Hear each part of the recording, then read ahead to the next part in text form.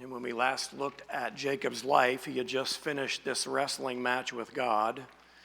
This wrestling match left him crippled for life as a reminder of this struggle that he has had for the entirety of his life, both with God and with man.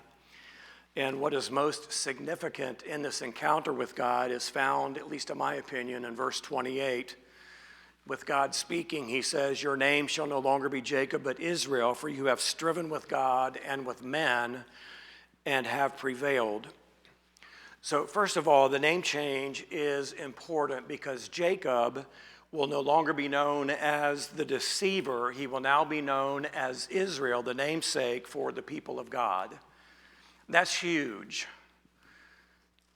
Jacob, for all of his life, from the moment he came out of the womb, grasped the heel of his brother Esau and has lived the entirety of his life grasping at that which he could not have, and went to all means to acquire that, deceiving, manipulating, orchestrating, taking advantage of. And this name change as a representative of the people of God is monumental. From the new Jacob will come the 12 tribes of Israel long into the future, after the nation of Israel is established through the leadership of Moses. Secondly, this is very important because it tells us that Jacob has striven with God and with man and prevailed. So he's prevailed with God because in God's grace, he chose to bless Jacob and not punish him for a life filled with deceit and manipulation. He chose only to cripple him and not destroy him. Make no mistake about this. This wrestling match that ended, quote unquote, in a draw was not due to the strength or the tenacity of Jacob. It was due solely to the grace of God, not to render Jacob to dust, which he very easily could have done. He simply chose to cripple Jacob to remind him of this moment and of this lifelong struggle that Jacob has had, fighting with man and fighting with God. So his prevailing has more to do with God and his grace than it does with Jacob. Jacob does show tenacity in being unwilling to let go until this unordinary man blesses him. But it's really not about Jacob, it's about God. Jacob prevailing with man speaks of his ability to overcome Laban with the help of God, and it previews the anticipation of a favorable reunion with Esau, again as a part of God's gracious provision and protection. Jacob on his own had no hope with Laban, and Jacob on his own has no hope with Esau. It is only about the gracious protection and provision of God in Jacob's life. Jacob is now prepared to meet Esau. Now, it should be noted that this meeting with Esau is taking place just hours after the wrestling match with God has ended. Jacob's been up all night. He is exhausted. Yet here is Esau on the horizon. At this point, Esau would have already received the gift that Jacob has sent, the 550 plus animals that were sent to him in these 5 waves in an attempt to alleviate Esau's anger towards Jacob. And so this is kind of the introduction into what we're looking at today. We're going to cover verses 1 through 17, which is divided into 2 sections. The first one is the reconciliation of the brothers in verses 1 through 11. And then it is their plans for departure that will be in verses 12 through 17. And we'll deal with each of those passages separately for the sake of time. So in the ongoing outline that we're looking at, no, I didn't put the verse up there, I'm sorry. Number 4 here is Jacob meets Esau. So let's read together Genesis 33, verses 1 through 11. Then Jacob lifted his eyes and looked, and behold, Esau was coming, and 400 men with him. So he divided the children among Leah and Rachel and the 2 maids. He put the maids and their children in front, and Leah and her children next, and Rachel and Joseph last. But he himself passed on ahead of them and bowed down to the ground 7 times until he came near to his brother. Then Esau ran to meet him and embraced him and fell on his neck and kissed him, and they wept. He lifted his eyes and saw the women and the children and said, "Who are these with you?" So he said, "The children with whom God has graciously given your servant." Then the maids came near with their children, and they bowed down. Leah likewise came near with her children, and they bowed down. And afterwards Joseph came near with Rachel, and they bowed down. And he said, "What do you mean by all this company which I have met?" And he said, "To find favor in the sight of my Lord." But Esau said, "I have plenty, my brother. Let what you have be your own."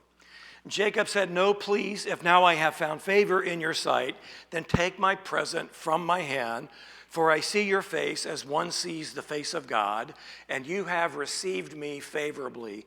Please take my gift which has been brought to you, because God has dealt graciously with me, and because I have plenty." Thus he urged him, and he took it. So the first thing we look at here as we break down the meeting between Jacob and Esau, letter A is Jacob sees. The first part of verse 1 here, Jacob lifts his eyes and looked, and behold, Esau was coming, and 400 men with him. So for the first time in 20 years, Jacob sees his brother, but he also sees the 400 men that are accompanying him. The one from whom Jacob fled because of the murderous threats is now within sight, riding with an entourage of 400 hunter warriors. Now, Jacob had been fearful before, knowing that Esau was coming, and now here he is. He can see him with his own eyes, and I would imagine that Jacob is shaking in his boots, even though he has had this theophany, even though he has had this wrestling match with God. He doesn't know what to expect, but for the first time in 20 years, he sees this brother with whom he has never had a good relationship. Letter B, Jacob arranges.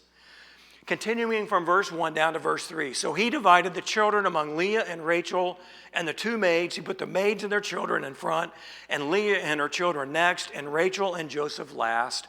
But he himself passed on ahead of them and bowed down to the ground 7 times until they came near to his brother. Now, if you remember the night before, Jacob sent the entirety of his family across the Jabbok River, and he stayed behind in the camp. And there was no explanation for why Jacob made that decision. Seemingly, it put his family at great risk, while he stayed behind in the event that Esau and his 400 marauders met up with the family before Jacob met up with the rest of the family. But divine providence took over, and the wrestling match ensued, and then Jacob has now caught up with the rest of the family. But here we see a significant change take place. Jacob takes the lead while putting his family behind him. This is the new Jacob, the leader, rather than the one who put his family seemingly at risk. It's also worth noting the placement order of the mothers and the children. This is the hierarchy, and it shows the favoritism that exists within the family. Unloved Leah at least ranked better than the maids, and you got to wonder how the maids felt being on the front line. Rachel and Joseph are at the back end, the furthest away from Esau and the 400 men. So now that the family is arranged to his liking, Jacob approaches Esau, and it says he bows to the ground 7 times. And when it says he bows to the ground, that's exactly what it means. He bends over and puts his forehead to the ground. And he does that 7 times as he approaches his brother. He bows, he takes some steps, he bows again, he takes some steps, and he bows again. This is a sign of submission. It is Jacob's way of showing remorse for how he has treated his brother, and it is Jacob's way for seeking forgiveness from his brother. Now, it in no way reverses the blessing that Jacob received from his father Isaac.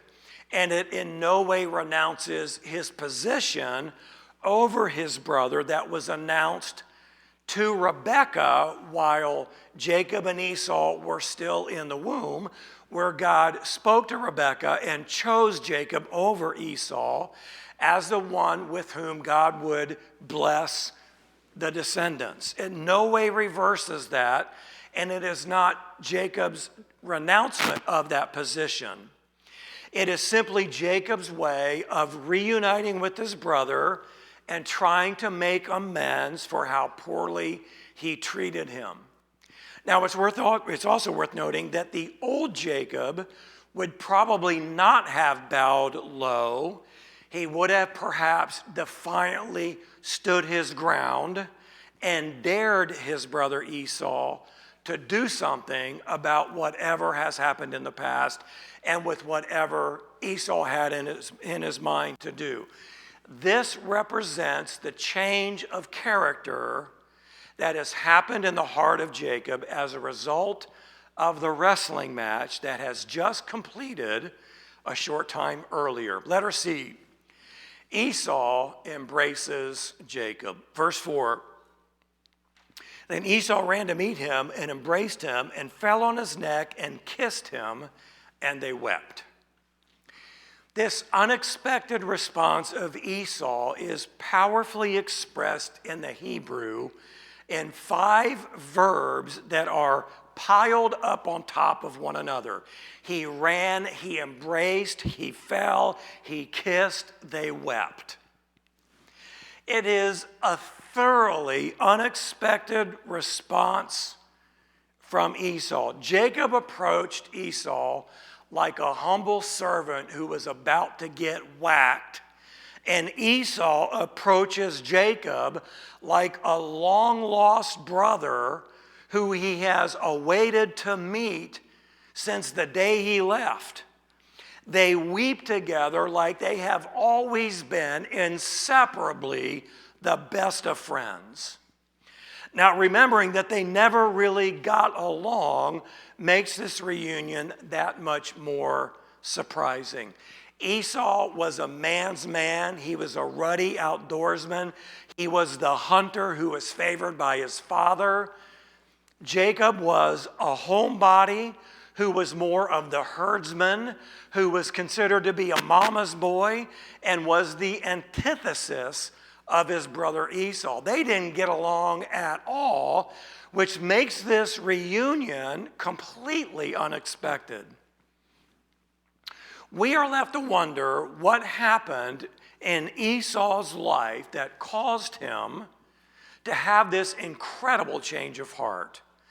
He was breathing murderous threats when Jacob fled 20 years earlier, and today it's as if nothing has happened, and they have always been like twins, the best of friends, inseparable, doing everything together, loving each other like they always should. But in this moment, Jacob's prayer from just before the wrestling match has been answered. Genesis 32:11. Deliver me, I pray, from the hand of my brother, from the hand of Esau, for I fear him that he will come and attack me and the mothers with the children. That was the prayer that Jacob prayed at the conclusion of that theophany, knowing in the heart of hearts that when he meets Esau, it's all over. His wives are likely going to be killed. His children are likely going to be executed. This was the depth of Jacob's fear.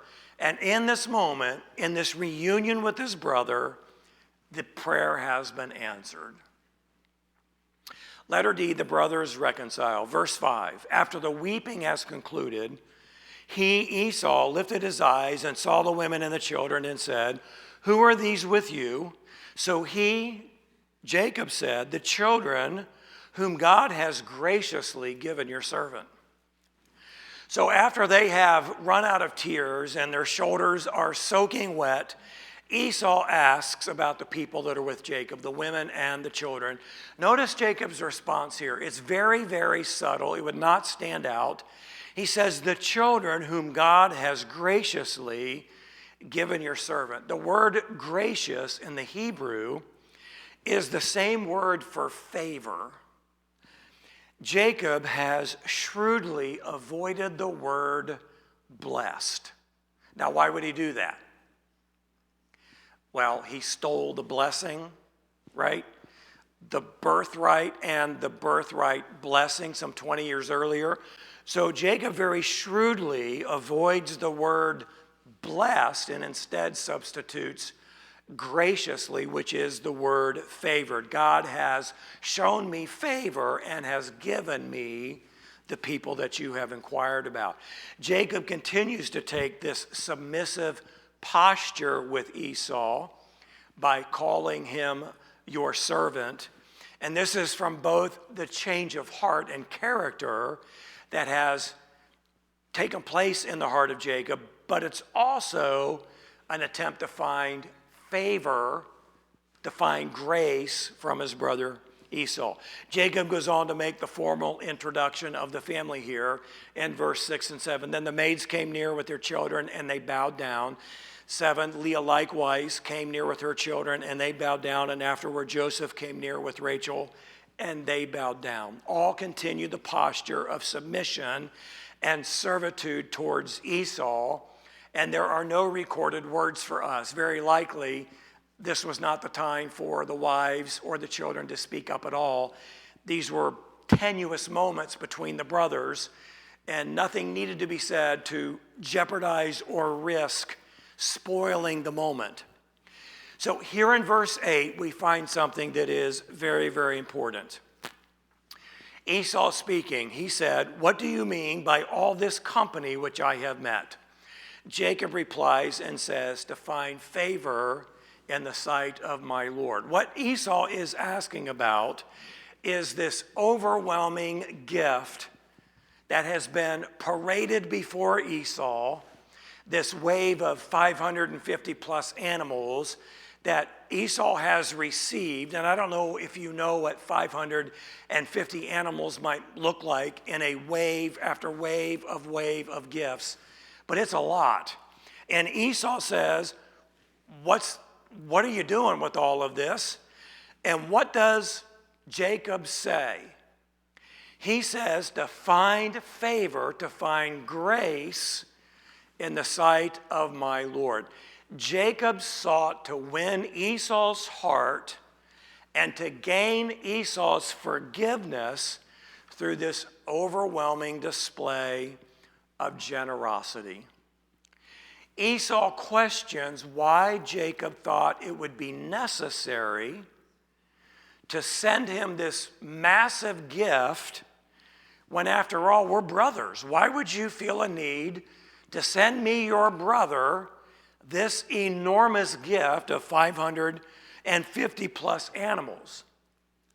So this tells us that Jacob has lived the last 20 years under the cloud of his deceitful lifestyle, living with the guilt of what it is he's done to his brother, believing that Esau could never ever forgive him, when Esau has apparently let this go for reasons we are never told. We have no idea what happened in Esau's life that enabled him to forget or to forgive what his brother had done to him. Verse 9, Esau said, "I have plenty, my brother. Let what you have be your own." What is clear by this statement is this: the gifts that Jacob sent had absolutely no bearing on Esau's willingness to forgive and to reconcile with his brother. Now, this is more important here in just a second. Verses 10 and 11, Jacob said, "No, please, if now I have found favor in your sight, then take my present from my hand, for I see your face as one sees the face of God, and you have received me favorably. Please take my gift which has been brought to you, because God has dealt graciously with me because I have plenty. Thus he urged him, and he took it. So Jacob is insistent that Esau receive the gift. And what Jacob says here is important to understand for what it does not mean. And by what it does not mean, we can then understand what it is he is actually saying. As Jacob had wrestled with God and found God's favor, he has also wrestled with Esau in his previous life and is now finding favor with Esau as well. So he sees the same favor in Esau as he just found in God through this wrestling match. So when he looks at the face of Esau and finds forgiveness and grace, it's like he's looking in the face of God, where he also found forgiveness and grace. It's forgiveness and grace where it is unexpected and undeserved. In Jacob's previous way of thinking, it was necessary for him to earn or to buy his forgiveness. So he sends this massive gift. In our previous way of thinking, we might think it's necessary to earn or to buy our forgiveness from God, and so we work real hard to earn or to deserve our salvation. But when we understand that grace from God is undeserved and it can't be bought, then we are overwhelmed by the grace and the forgiveness that we find in the face of God. And when we find forgiveness and grace in the face of fellow believers, it's like we're looking in the face of God. He's not assigning a position like God to Esau. He's simply saying that he's seeing grace and forgiveness from his brother, just like he experienced from God at the conclusion of that wrestling match.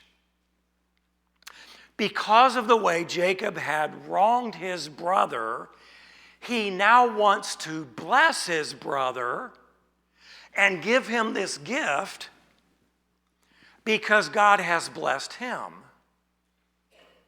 And so when you and I want to be a blessing to God, we give, not to earn, not to deserve, but because of the grace and the mercy of God, we feel compelled to give back. Does that make sense? You see, what Jacob is doing is he is now responding from the new character that has come out of the wrestling match. He sees grace and forgiveness from Esau just like he experienced from God at the conclusion of the wrestling match. And because of that, he wants to bless his brother. And now he's going to want to bless God as a result of what God has done for him. It's the same thing for us. Previously, before our salvation, we probably thought we needed to earn our salvation, and to do so, we had to buy it or we had to do a lot of really good things. But once we come to terms with the grace and the mercy of God, we understand that that's not how it works. But we still want to give to God, we still want to bless God, and we do so as a response to salvation, not as a means to earn it or deserve it. So because of the way Jacob had wronged his brother, he wants to bless him. So for this reason, he urges or he insists that Esau take the gift, which Esau eventually does. Letter E, the plans for departure. We're going to read this together, and then I'm going to break it down very quickly. This goes much faster than you might think. Verses 12 through 17. Then Esau said, "Let us take our journey and go, and I will go before you. But he said to him, my Lord knows that the children are frail, and that the flocks are in herds which are nursing are a care to me. And if they are driven hard one day, all the flocks will die. Please let my Lord pass on before his servant, and I will proceed at my leisure according to the pace of the cattle that are before me, and according to the pace of the children, until I come to my Lord at Seir. Esau said, please let me leave with you some of the people who are with me.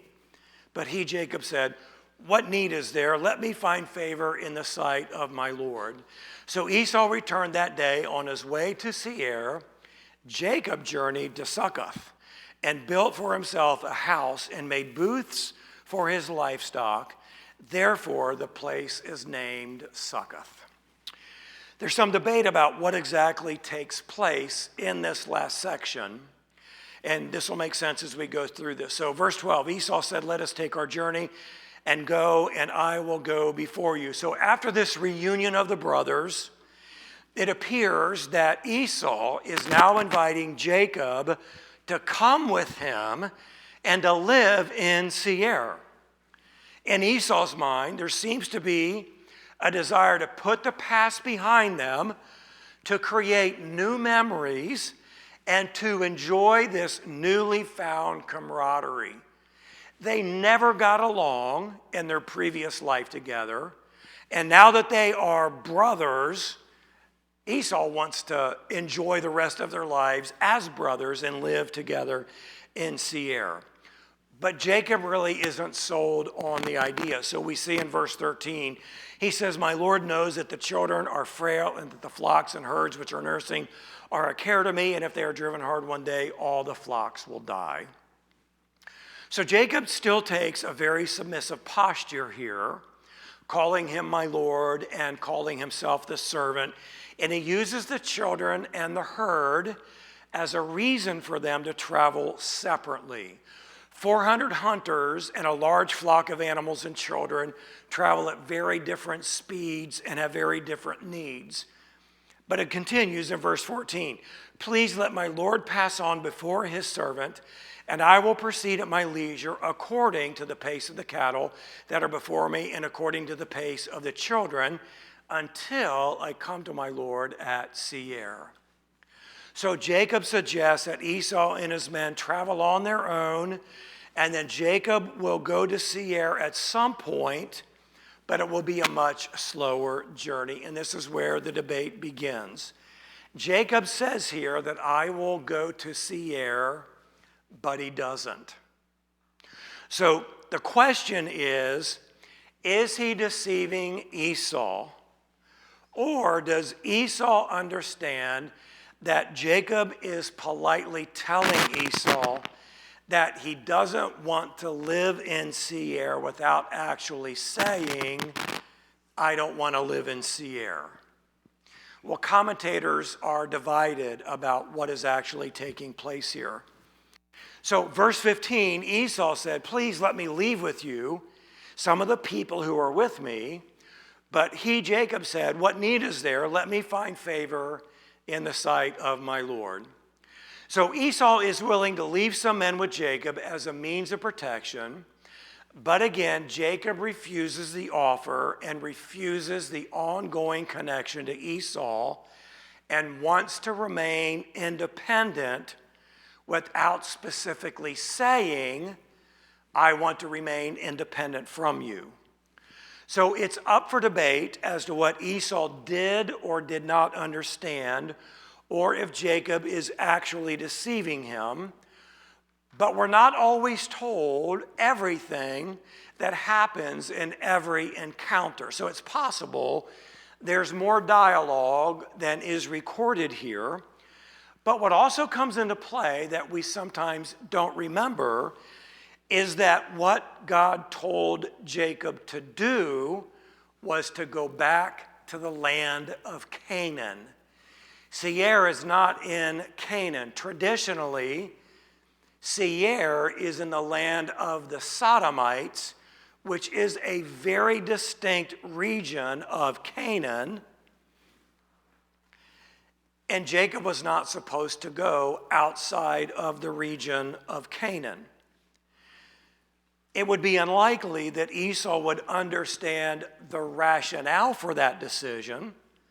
So it's plausible that Jacob didn't want to offend Esau and come right out and say, well, God doesn't want me to go outside of Canaan, and I can't go and live with you, my brother. So it's possible that Jacob is saying no without actually telling Esau, no, I don't want to live with you. We don't really know. It is up for debate, and this is why commentators are divided on this. But what we see here is that the brothers do go different ways, verse 16 and 17. So Esau returned that day on his way to Seir. Jacob journeyed to Succoth and built for himself a house and made booths for his livestock. Therefore, the place is named Succoth. So we don't have a map. I didn't put a map up for you to see, but Seir is the land of the Edomites, which is to the northeast of where they currently are.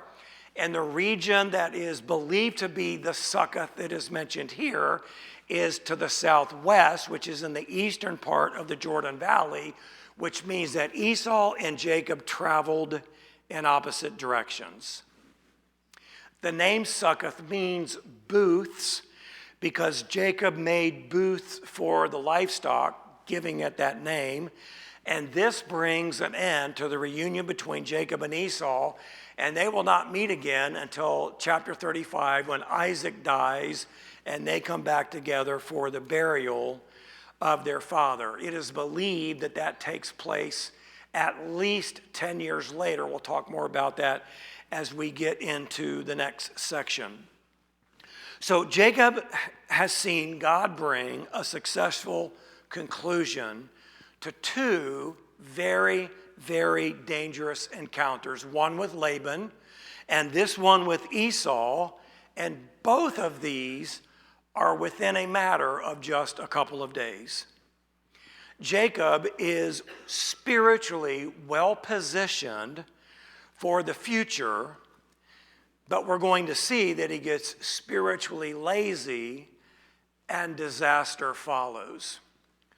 What should have been a glorious continuation of the victories over Laban and Esau are instead followed by tragedies with his daughter Dinah and what his sons do in Shechem, and we're going to look at that at the next time.